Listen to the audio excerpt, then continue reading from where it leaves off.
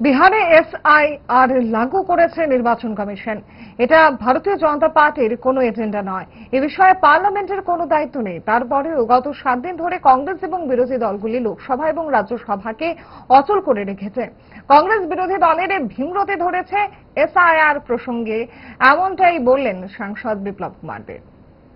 বিহারে নির্বাচন কমিশন করছে, এটা ভারতীয় জনতা পার্টি আর অন্যের দায়িত্ব নয়। তার জন্য কংগ্রেসের আর অন্য পার্টির ভিমরতি ধরেছে যে 7 দিন যাবৎ হাউস চলতে দেনে এসআর কারণে। তো এটা কি করতে চাইছে যে পার্লামেন্ট চালাচ্ছি না, পার্লামেন্ট একজন করাচ্ছি, তাতে আমরা এসআর করতে দেব না। তো এসআর পার্লামেন্টের দায়িত্বই না, তা তো নির্বাচন কমিশনার বলে দিয়েছে ভোটাধিকার মানুষের আছে, কিন্তু সবার ভোটাধিকার নেই। ভোটাধিকার আছে কিন্তু সবার ভোটাধিকার তো কমসে 18 বছর পরেই তো ভোটাধিকার হয়।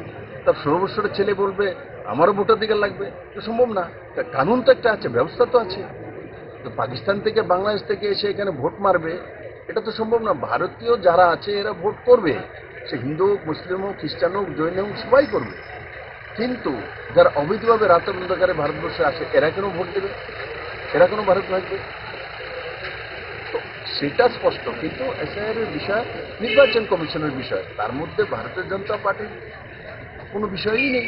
ডায়েট যতই রেস্ট্রিক্টেড হোক না কেন, ওয়েদারকে তো আর রুটিনে ফেলা যায় না। But if there is a problem, 5 দশক ধরে গ্যাস, অম্বল ও পেটের সমস্যা একমাত্র সমাধান গ্যাস নল।